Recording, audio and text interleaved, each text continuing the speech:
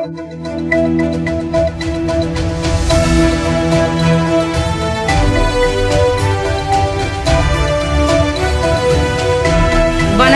சக்தி சேனலின் புதுவையின் இன்றைய நிகழ்வுகள். புதுச்சேரி மாநிலத்தில் கஞ்சா பழக்கத்தை ஒடுக்க கடுமையான நடவடிக்கை எடுக்கப்படும் என புதுவை துணைநிலை ஆளுநர் சி.பி. ராதாகிருஷ்ணன் தெரிவித்துள்ளார். காரைக்கால் அடுத்த திருநள்ளாறு தர்பானேஸ்வரர் கோவில் தேரோட்ட நிகழ்ச்சியில் பங்கேற்ற ஆளுநர் சி.பி. ராதாகிருஷ்ணன் கோவிலுக்கு சென்று மூலவர், அம்பாள் மற்றும் சனீஸ்வர பகவான் சன்னதிகளில் வழிபட்டார். பின்னர் செய்தியாளர்களிடம் பேசிய அவர், புதுவை மாநிலத்தில் கஞ்சா பழக்கத்தை கட்டுப்படுத்த தேவையான நடவடிக்கை எடுக்கப்பட்டு வருகின்றதாகவும் தெரிவித்தார். மேலும் தேர்தல் நடத்தை விதிகள் முடிவுக்கு வந்தவுடன் இந்த விவகாரத்தில் மிக கடுமையான நடவடிக்கை எடுக்கப்படும் என்றும், ஆந்திரத்தில் இருந்து கஞ்சா வரத்து உள்ளது, இதை தடுக்க அந்த மாநில தலைவர்களுடன் பேசி உள்ளதாகவும், காரைக்காலில் கஞ்சா பழக்கத்தை கட்டுப்படுத்த தனிப்பிரிவு ஏற்படுத்தப்படும் என்றும், அடுத்த 3 மாதத்திற்கு பின் கஞ்சா பழக்கம் இருந்தால் ராஜ்பவனுக்கு வந்து புகார் தெரிவிக்கலாம் என்று துணைநிலை ஆளுநர் சி.பி. ராதாகிருஷ்ணன் தெரிவித்துள்ளார். புதுவை தமிழ்ச்சங்கத்தில் ஆசிரியர் சங்கர் எழுதிய 2 நிமிட சிறுகதைகள் நூல் வெளியீட்டு விழா நடைபெற்றது. புதுச்சேரி வெங்கட்டா நகர் பகுதியில் உள்ள தமிழ்ச்சங்க வளாகத்தில் ஆசிரியர் சங்கர் எழுதிய 2 நிமிட சிறுகதைகள் நூல் வெளியீட்டு விழா நடைபெற்றது. தமிழ்ச்சங்க தலைவர் முத்து தலைமையில் நடைபெற்ற விழாவில் நூலின் முதல் பிரதியினை பிரான்ஸ் நகர்மன்ற உறுப்பினர் அலன் ஆனந்த் வெளியிட்டார். அதனை முன்னாள் சபாநாயகர் சிவக்கொழுந்து பெற்றுக்கொண்டார்.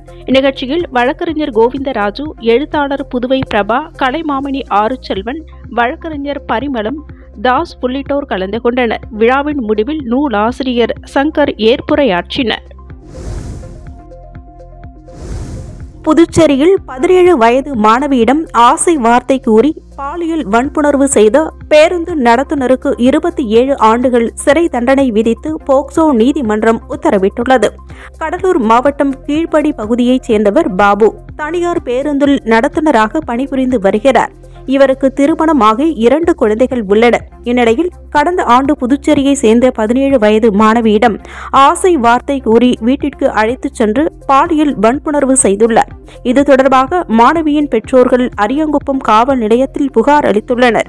இப்புகாரின் பேரில் அரியாங்குப்பம் காவல்துறையினர் பாபுவை கைது செய்து காலாப்பட்டு மத்திய சிறையில் அடைத்தனர். இந்த வழக்கு புதுச்சேரி போக்சோ நீதிமன்றத்தில் நடைபெற்று வந்தது.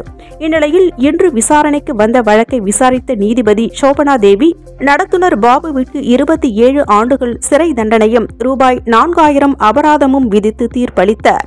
மேலும் பாதிக்கப்பட்ட மாணவிக்கு புதுவை அரசு ரூபாய் 4 லட்சம் வழங்க உத்தரவிட்டார். இந்த வழக்கில் அரசு தரப்பில் வழக்கறிஞர் பச்சையப்பன் ஆஜரானார். வழக்கு பதிவு செய்த 15 நாளில் குற்றப்பத்திரிகை தாக்கல் செய்த நிலையில் 10 மாதத்தில் தண்டனை வழங்கப்பட்டது குறிப்பிடத்தக்கது. புதுச்சேரியில் காங்கிரஸ் பிரமுகரை கடத்தி துப்பாக்கி முனையில் மிரட்டி நகை பணம் பறித்ததாக 10 பேர் மீது காவல்துறையினர் வழக்கு பதிவு செய்து விசாரணை மேற்கொண்டு வருகின்றனர். புதுச்சேரி அரியாங்குப்பம் பகுதியைச் சேர்ந்தவர் கார்த்திக் வினோ. காங்கிரஸ் பிரமுகரான இவரை சென்னையைச் சேர்ந்த வருண்குமார் உள்ளிட்டோர் கடந்த 15ஆம் தேதி தொடர்பு கொண்டு புதுச்சேரி நகரில் குறிப்பிட்ட இடத்திற்கு வரவழைத்து காரில் கடத்தியதாக கூறப்படுகிறது.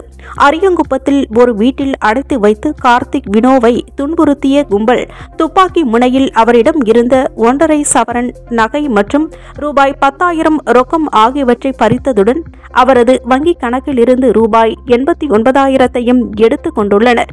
மேலும் அவரை தாக்கி ரூபாய் 10 லட்சம் கடன் பெற்றதாக பத்திரங்களில் கையொப்பம் வாங்கிக் கொண்டதாக தெரிகிறது.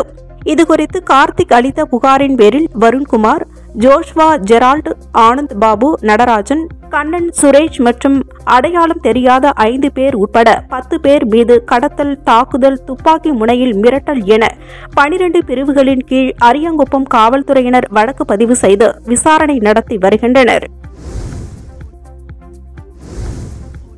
புதுவை தொண்டமாநத்தம் பிள்ளையார்குப்பம் மின்பாதையில் பராமரிப்பு பணிகள் மேற்கொள்ள இருப்பதால் மே 21ஆம் தேதி செவ்வாய்க்கிழமை காலை 10 மணியிலிருந்து மாலை 4 மணி வரை பிள்ளையார்குப்பம், கூனிமுடக்கு, உயர் மின்னழுத்த தொழிற்சாலைகள் மற்றும் அதனை சார்ந்த பகுதிகளில் மின்தடை ஏற்படும் என்று மின்துறை அறிவித்துள்ளது. புதுச்சேரியில் ஓட்டுநரின் கட்டுப்பாட்டை இழந்த தனியார் பேருந்து சாலையின் நடுவே இருந்த தடுப்பு கட்டை மீது மோதியதில் ஓட்டுநர் உட்பட 4 பயணிகளுக்கு காயம் ஏற்பட்டது. தமிழக பகுதியான திண்டிவனத்தில் இருந்து புதுச்சேரி நோக்கி தனியார் பேருந்து 10 பயணிகளுடன் புதுச்சேரி நோக்கி வந்து கொண்டிருந்தது. புதுச்சேரி எல்லைப் பகுதியான கோரிமேடு அருகே பேருந்து வந்து கொண்டிருந்த பொழுது எதிர்பாராத விதமாக பிரேக் பிடிக்காத காரணத்தினால் ஓட்டுநரின் கட்டுப்பாட்டை இழந்த பேருந்து அருகில் சென்று கொண்டிருந்த காரின் பக்கவாட்டில் லேசாக இடித்த நிலையில் சாலையின் நடுவே இருந்த தடுப்பு கட்டை மீது மோதி ஏறி நின்றது. இதன் காரணமாக பேருந்து மற்றும் கார் ஓட்டுநர் உட்பட 4 பேருக்கு லேசான காயம் ஏற்பட்டது. மேலும் ஓட்டுநரின் சாமர்த்தியத்தால் உயிர் சேதம் தவிர்க்கப்பட்டது குறிப்பிடத்தக்கது. இந்த விபத்து குறித்து கோரிமேடு போக்குவரத்து காவல்துறையினர் வழக்கு பதிவு செய்து விசாரணை மேற்கொண்டு வருகின்றனர். திண்டிவனத்தில் மது போதையில் ஏற்பட்ட தகராறில் அண்ணனை பீர் பாட்டிலை உடைத்து கழுத்தில் குத்தி கொலை செய்த தம்பியினை காவல்துறையினர் கைது செய்த சம்பவம் அதிர்ச்சியினை ஏற்படுத்தியுள்ளது. விழுப்புரம் மாவட்டம் திண்டிவனம் செஞ்சி ரோடு பகுதியில் காந்தி நகரில் வசித்து வருபவர் சேகர். இவருக்கு குமரேசன் மற்றும் மணிகண்டன் என 2 மகன்கள் உள்ளனர். இந்நிலையில் நேற்று அண்ணன் குமரேசன் தனது தம்பி மணிகண்டன் மற்றும் நண்பர்கள் சிலருடன் மது அருந்தியுள்ளார். அப்பொழுது குமரேசன் மணிகண்டன் இருவருக்கு இடையே வாய் தகராறு ஏற்பட்டு பின்பு கைகலப்பாக மாறியுள்ளது. இந்த சண்டையில் ஆத்திரமடைந்த மணிகண்டன் கையில் இருந்த பீர் பாட்டிலை உடைத்து குமரேசனின் கழுத்தில் குத்தியுள்ளார். இரத்த வெள்ளத்தில் சாய்ந்த குமரேசன் சம்பவ இடத்திலேயே உயிரிழந்தார். நடைபெற்ற சம்பவம் பற்றி தகவல் அறிந்த காவல்துறையினர் குமரேசனின் உடலை கைப்பற்றி உடற்கூறு ஆய்விற்காக முண்டியம்பாக்கம் அரசு மருத்துவமனைக்கு அனுப்பி வைத்தனர். பின்பு இந்த சம்பவம் குறித்து வழக்கு பதிவு செய்து விசாரணை நடத்தி தம்பி மணிகண்டன் மற்றும் அவருடன் மது அருந்திய அனைவரையும் கைது செய்து காவல் நிலையத்தில் அடைத்தனர். புதுச்சேரி ரெட்டியார்பாளையம் பகுதியில் ரவுடிகள் மற்றும் சந்தேகத்திற்கு உரிய நபர்களின் வீடுகளில் கஞ்சா மறைத்து வைக்கப்பட்டுள்ளதா என காவல்துறையினர் மோப்பநாய் உதவியுடன் திடீர் சோதனையில் ஈடுபட்டனர். புதுச்சேரியில் கஞ்சா விற்பனை செய்யும் ரவுடிகள், கஞ்சா பழக்கம் உடையவர்கள் வீடுகளில் காவல்துறையினர் அவ்வப்போது சோதனையில் ஈடுபட்டு வருகின்றனர். அதன் தொடர்ச்சியாக ரெட்டியார்பாளையம் காவல் நிலையத்திற்கு உட்பட்ட பகுதியில் கஞ்சா போதைப் பொருட்கள் மறைத்து வைக்கப்பட்டுள்ளதா என்பதை கண்டறிய மோப்பநாய் பைரவா உதவியுடன் ரவுடிகள் மற்றும் சந்தேகத்திற்கு உரிய நபர்களின் வீடுகளில் காவல்துறையினர் திடீர் சோதனையில் ஈடுபட்டனர். Inspector Balamurugan, sub inspector Kalaiyarasan தலைமையிலான காவல்துறையினர் ரெட்டியார்பாளையம், வயல்வெளி நகர், புதுநகர், கம்பன் நகர், ரயிலடி தோட்டம் உள்ளிட்ட இடங்களில் சோதனை மேற்கொண்டனர். மேலும் காய்கறி பெட்டி கடைகளிலும் உள்ள பொருட்களுடன் கஞ்சா மறைத்து வைக்கப்பட்டுள்ளதா எனவும் மோப்பநாய் மூலம் சோதனை செய்தனர். இந்தியா கூட்டணி அதிக எம்பி இடங்களை கைப்பற்றி ராகுல் காந்தி பிரதமராவது உறுதி என முன்னாள் முதலமைச்சர் நாராயணசாமி தெரிவித்துள்ளார். மறைந்த பிரதமர் ராஜீவ்காந்தி நினைவு தினம் நாளை அனுசரிக்கப்பட உள்ள நிலையில் ராஜீவ்காந்தி நினைவு தினத்தையொட்டி கர்நாடக மாநில காங்கிரஸ் தொழிலாளர் பிரிவு சார்பில் பெங்களூருவில் தொடங்கிய ராஜீவ்காந்தி ஜோதி யாத்திரை இன்று புதுவை வந்தது. இதனை INTUC மாநில தலைவர் பாலாஜி வரவேற்றார். ஸ்ரீபெரும்புதூர் செல்லும் ஜோதி யாத்திரையினை வழி அனுப்பும் விழா இன்று நடைபெற்றது. மாநில INTUC தலைவர் பாலாஜி தலைமையில் நடைபெற்ற நிகழ்ச்சியில் முன்னாள் முதலமைச்சர் நாராயணசாமி, காங்கிரஸ் சட்டமன்ற கட்சித் தலைவர் வைத்தியநாதன், முன்னாள் அமைச்சர் கந்தசாமி உட்பட காங்கிரஸ் கட்சி நிர்வாகிகள் கலந்து கொண்டனர். இந்நிகழ்ச்சியில் பேசிய முன்னாள் முதலமைச்சர் நாராயணசாமி, பாஜகவிற்கு பாடம் புகட்ட மக்கள் தயாராகிவிட்டனர். எனவே பாராளுமன்ற தேர்தலில் அதிக MP இடங்களை கைப்பற்றி இந்தியா கூட்டணி ஆட்சிக்கு வரும் என்றும் ராகுல் காந்தி பிரதமர் ஆவார் என்றும் தெரிவித்துள்ளார். தமிழ் தேசியம் பேர் இயக்கம் சார்பில் இலங்கை முள்ளிவாய்க்கால் ராணுவ தாக்குதலில் உயிரிழந்த தமிழர்களுக்கு வீர வணக்கம் செலுத்தும் நினைவேந்தல் நிகழ்ச்சி நடைபெற்றது. இலங்கை முள்ளிவாய்க்காலில் கடந்த 2009ஆம் ஆண்டு மே மாதம் 18ஆம் தேதி அந்த நாட்டு ராணுவ தாக்குதலில் லட்சக்கணக்கான தமிழர்கள் கொல்லப்பட்டனர். இந்த நிகழ்வை நினைவு கூறும் வகையில் உயிரிழந்த தமிழர்களுக்கு வீர வணக்கம் மற்றும் அஞ்சலி செலுத்தும் நிகழ்ச்சி தமிழ் தேசிய பேர் இயக்கம் சார்பில் காமராஜர் சிலை அருகே நடைபெற்றது. தமிழ் தேசிய பேர் இயக்கம் புதுவை செயலாளர் வேல்சாமி தலைமையில் நிர்வாகிகள் மற்றும் பல்வேறு பொதுநல அமைப்பை சேர்ந்தவர்கள் 50க்கும் மேற்பட்டோர் கலந்து கொண்டு மெழுகுவர்த்தி, தீபம் ஏற்றியும் மலர் தூவியும் மரியாதை செலுத்தினர். உத்தரப்பிரதேசம் ரேபரேலி தொகுதியில் போட்டியிடும் ராகுல் காந்தியை ஆதரித்து ராகுல் காந்தி தேசிய பேரவைத் தலைவர் RE சேகர் தலைமையில் புதுச்சேரி காங்கிரசார் கை சின்னத்திற்கு வீடு வீடாக சென்று தீவிர வாக்கு சேகரிப்பில் ஈடுபட்டனர்.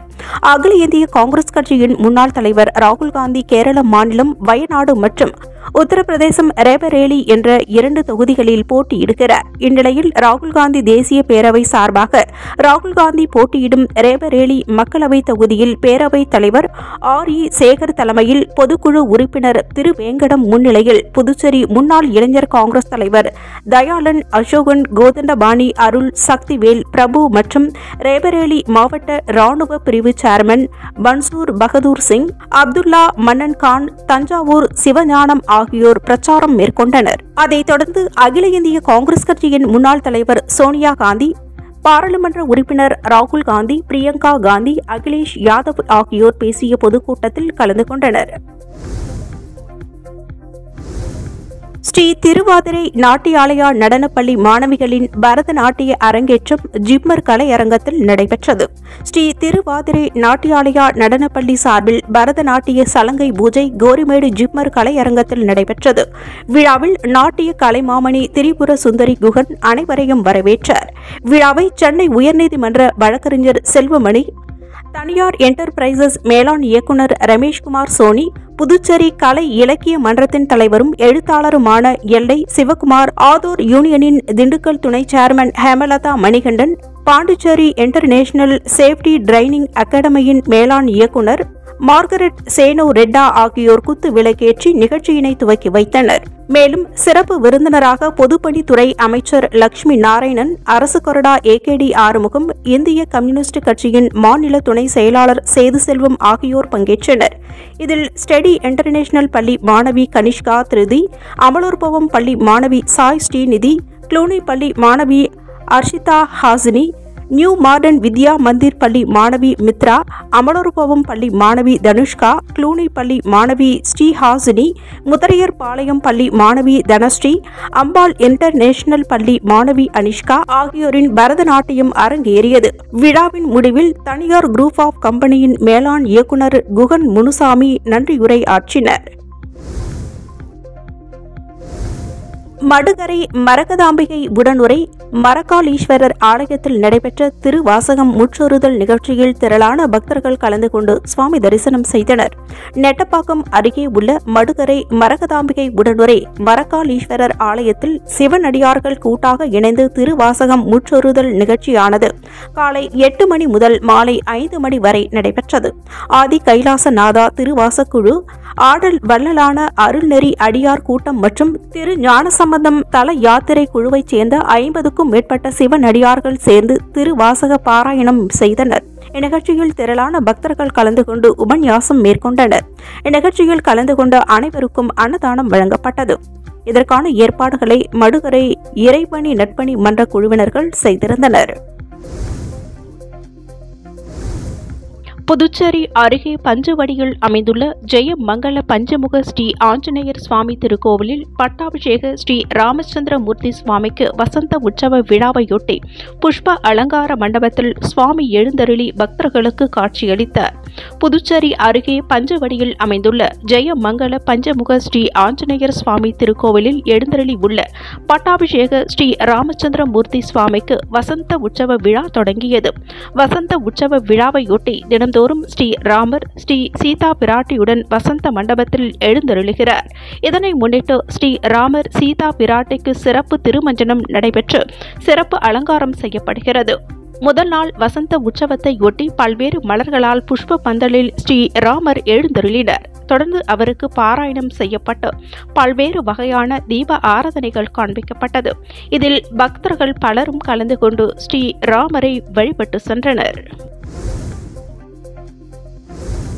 பேருந்துகளை தூய்மை செய்ய போதிய ஊழியர்கள் வராத சூழ்நிலையில் அதனை கண்காணிக்கும் தொழில்நுட்ப மேற்பார்வையாளர்களுக்கு விதிக்கப்பட்ட அபராதத்தை ரத்து செய்ய வேண்டும் என CITU வலியுறுத்தியுள்ளது. இது தொடர்பாக மாநகர போக்குவரத்து கழக மேலாண் இயக்குநருக்கு அரசாங்க போக்குவரத்து ஊழியர் சங்க பொதுச் செயலாளர் தயானந்தம் அனுப்பிய கடிதத்தில் கூறியிருப்பதாவது: மாநகர போக்குவரத்து கழகத்தில் 3000க்கும் மேற்பட்ட பேருந்துகளை தூய்மை செய்யும் பணியில் ஈடுபட ஒவ்வொரு பணிமனையிலும் சுமார் 5 பேர் மட்டுமே உள்ளனர். இச்சூழ்நிலையில் பேருந்துகள் அனைத்தையும் சுத்தம் செய்வது வாய்ப்பில்லை என்றும், ஒவ்வொரு பணிமனையிலும் 10 பேர் பணியில் ஈடுபடும் வகையில் அவர்களுக்கு குறைந்த கூலி சட்டப்படி ரூபாய் 650 ஊதியமாகவும், சம்பள தேதி நிர்ணயித்து ஊதியம் வழங்கும் போது பணியாளர்கள் தவறாமல் வர வாய்ப்புள்ளது என்றும், நிலைமை இவ்வாறு இருக்க கடந்த மாதம் உதவி பொறியாளர் குழு ஆய்வு செய்து பேருந்தை சுத்தம் செய்வதில் உள்ள குறைகளை புகாராக அளித்துள்ளனர். இதனால் தூய்மை பணிக்கு பொறுப்பாக இருக்கும் நூற்றுக்கணக்கான போர்மேன், உதவி பொறியாளர் உள்ளிட்டோருக்கு விளக்கம் பெறாமல் காரணம் கேட்கும் குறிப்பானை வழங்காமல் அபராதம் விதிக்கப்பட்டுள்ளது. இது தவறான நடவடிக்கையாகும். எனவே விதிக்கப்பட்ட அபராதத்தை ரத்து செய்ய வேண்டும். சொந்த பணத்தில், மேலும் ஒவ்வொரு பணிமனையிலும் தனது சொந்த பணத்தில் தொழில்நுட்ப மேற்பார்வையாளர்கள் உதிரி பாகங்கள் வாங்கி கொடுக்கின்றனர். இதை விடுத்து பேருந்து எண்ணிக்கைக்கு ஏற்ப குறைந்தபட்சம் ரூபாய் 20,000 பண்டகசாலை மூலம் வழங்க வேண்டும். அதேபோல் தொழில்நுட்ப பணியாளர்களாக பணிபுரியும் போர்மேன்களுக்கு 8 மணி நேர வேலைவாய்ப்பை சட்டப்படி அளிக்க வேண்டும் என்றும் கூறப்பட்டுள்ளது. ஈரான் அதிபர் இப்ராஹிம் ரைசியின் மறைவிற்கு பிரதமர் மோடி இரங்கல் தெரிவித்துள்ளார். இந்தியா ஈரான் இருதரப்பு உறவை வலுப்படுத்த இப்ராஹிம் ரைசி மேற்கொண்ட பங்களிப்பு எப்பொழுதும் நினைவு கூறப்படும் என்று தனது இரங்கல் செய்தியில் பிரதமர் மோடி புகழஞ்சலி செலுத்தியுள்ளார். இது தொடர்பாக பிரதமர் மோடி வெளியிட்டுள்ள பதிவில், ஈரான் இஸ்லாமிய குடியரசின் தலைவர் இப்ராஹிம் ரைசியின் துயரமான மறைவு ஆழ்ந்த வருத்தமும் அதிர்ச்சியினையும் அளிக்கிறது. இந்தியா ஈரான் இருதரப்பு உறவை வலுப்படுத்த இப்ராஹிம் ரைசி மேற்கொண்ட பங்களிப்பு எப்பொழுதும் நினைவு கூறப்படும். அவரது குடும்பத்தினருக்கு ஈரான் மக்களுக்கும் எனது இரங்கலை தெரிவித்துக் கொள்கின்றேன் என்று பாரத பிரதமர் நரேந்திர மோடி தெரிவித்துள்ளார். சென்னை சூப்பர் கிங்ஸ் அணியின் முன்னாள் கேப்டன் தோனி பிரான்சைஸ் கிரிக்கெட்டில் தனது ஓய்வு குறித்த முடிவை இன்னும் அறிவிக்கவில்லை. இந்த சூழ்நிலையில் அவரது ஃபியூச்சரை அவரே தீர்மானித்து தங்களிடம் சொல்வார் என சிஎஸ்கே அணியின் CEO காசி விஸ்வநாதன் தெரிவித்துள்ளார். நடப்பு IPL சீசன் தோனி பங்கேற்று விளையாடும் கடைசி சீசனாக இருக்கலாம் என சொல்லப்பட்டது. ஏனெனில் அடுத்த சீசனுக்கு முன்னதாக மெகா ஏலம் நடைபெறவுள்ளது. அதன் காரணமாக அணிகள் இத்தனை வீரர்களைத்தான் தக்க வைக்க முடியும் என்ற நிலை உள்ளது. 42 வயதான தோனி இந்த சீசனில் தொடக்கத்திற்கு முன்பாக கேப்டன் பொறுப்பில் இருந்து விலகினார். ருதுராஜ் கெய்க்வாட் கேப்டன் பொறுப்பை கவனித்து வந்தார். இந்த சூழ்நிலையில் அவர் அடுத்த சீசனிலும் விளையாடுவார் என்றே அவரது நெருங்கிய வட்டாரங்கள் தெரிவித்துள்ளன. இந்நிலையில் அதுகுறித்து சிஎஸ்கே அணியின் ECO காசி விஸ்வநாதன் பகிர்ந்து கொண்டது: தோனி எங்களிடம் அது குறித்து எதுவும் சொல்லவில்லை. அதுபோன்ற விஷயத்தை அவர் எங்களுடன் பேச மாட்டார் என்றும், அவர்தான் அதனை முடிவு செய்வார் என காசி விஸ்வநாதன் தெரிவித்துள்ளார். இத்துடன் சக்தி சேனலின் புதுவையின் இன்றைய நிகழ்வுகள் முடிவடைகின்றன. வணக்கம். உங்கள் சக்தி சேனலின் புதுவையின் அன்றாட நிகழ்வுகளை உடனுக்குடன் தெரிந்து கொள்ள சக்தி சேனல் புதுச்சேரி யூடியூப் சேனலை சப்ஸ்கிரைப் செய்து கொள்ளுங்கள். மறக்காமல் பெல் பட்டனையும் கிளிக் பண்ணுங்க, ஷேர் பண்ணுங்க, லைக் பண்ணுங்க. உங்கள் சக்தி சேனல்.